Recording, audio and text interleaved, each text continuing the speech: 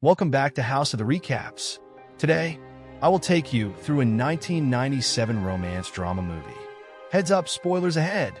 The movie starts with a girl named Elisabeth entering a dark room where an old woman asks a few questions.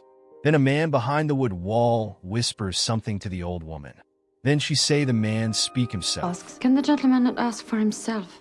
She agrees to spend 3 nights with a wealthy man to pay off her father's debts. Her mission ends once she gives birth to his child. The man, Charles, hides behind a wood screen and asks Elisabeth a series of questions. Have you ever done anything like this before? If she's healthy, why hasn't she married? Why would she do something like this? Elisabeth responds that she would sell anything she had to survive, though she understands that Charles only needs her for a short time. For the next 3 days, Elisabeth is kept in a secluded hotel. After done with the dinner, she goes to the room. Upon entering, she finds a well-dressed man waiting for her, looking nervous and sipping drinks during their small talk. He explains that they only have these 3 days together and that in 10 months when she gives birth, she will receive a large sum of money. However, the payment comes with one condition. She must keep everything a secret and never have any contact with the child. Elisabeth didn't say a word. A deal was a deal, and she had no issue with it, so she turned around and began undressing. The first night, she lay on her side in bed while Charles awkwardly went through the desired motions. Although they didn't talk, Elisabeth could sense that Charles was a gentleman, treating her with nothing but respect. On the second night, Elisabeth felt more at ease and even enjoyed the intimacy. But afterward, she couldn't help but cry. She felt ashamed for being with a stranger. Noticing her change in mood, Charles encouraged her to express her feelings. This marked a subtle shift in their relationship. By the third night, Elisabeth was confident enough to embrace her desires. Their last night together felt like a passionate goodbye to their 3-day arrangement. 10 months later, Elisabeth gave birth to a baby girl, but before she could even see her, the baby was taken away. The labor had been long and difficult. No mother can ignore her child, and over the years, Elisabeth missed her daughter more and more. Each year on her daughter's birthday, she wrote messages in her sketchbook, wishing her a happy birthday from afar. 7 years passed, and Elisabeth finally found out where her daughter was, so she arranged to meet her by becoming her governess. From the servants, she learned that her daughter's name was Louisa. Louisa was a lonely and stubborn child, having already chased away 3 governesses because she didn't want to follow anyone's rules. She spent her time locked away in the lake pavilion and refused to go outside. When Louisa first met Elisabeth, she was cold and dismissive, telling her to leave immediately. Elisabeth wasn't offended by her daughter's behavior. Instead, it made her even more determined to stay and care for her. The next day, Duke Charles returned. When he saw Elisabeth, he was shocked and demanded she leave right away. It's taken me 7 years to trace my child. Don't ask me to leave her now. We had an agreement. You had your money? Though he struggled to hide his surprise. Elisabeth told him she couldn't forget her daughter's laughter or the events surrounding her birth. Charles was furious that Elisabeth had broken their agreement. But since the governess contract required her to stay for a month, he had no choice but to allow it. A month? A month is an eternity. Charles explained what had happened 10 years ago. His wife had been in an accident and was left in a coma. He had turned to Elisabeth to continue his family line, never expecting their paths would cross again. Elisabeth was determined to discipline Louisa and teach her well. You will obey me whether you want to or not. Servant, servant, servant, servant. To do so, she sometimes did unusual things, like pouring paint on her face to show Louisa the consequences of her actions.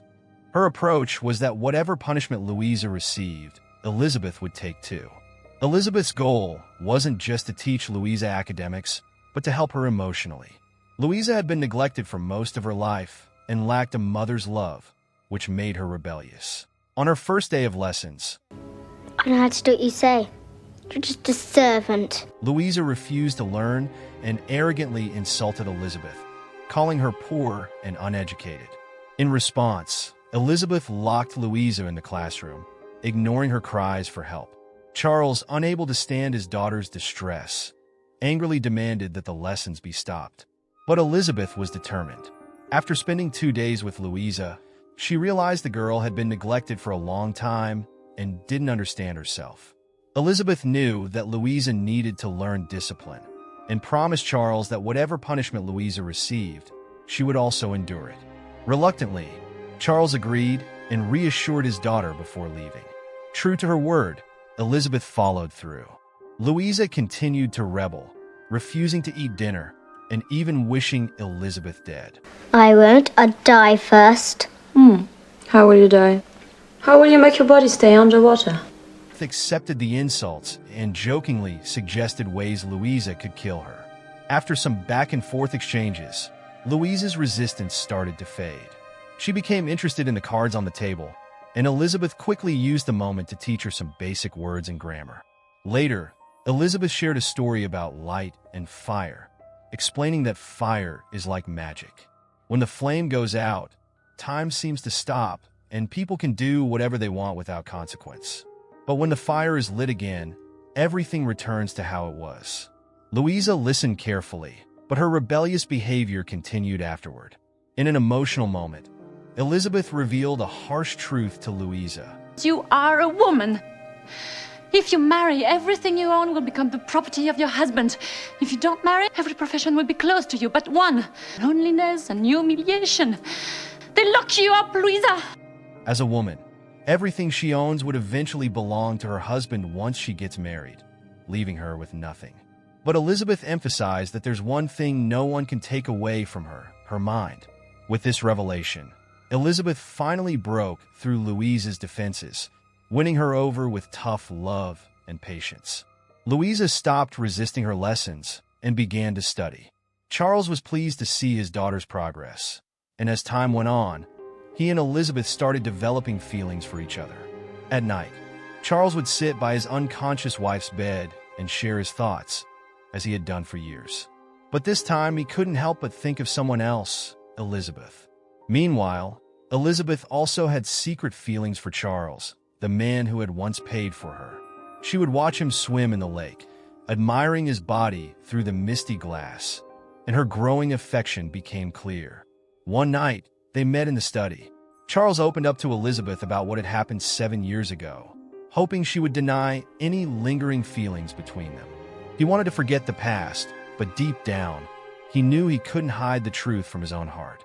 When they looked at each other, all the emotions they had been holding back came rushing out.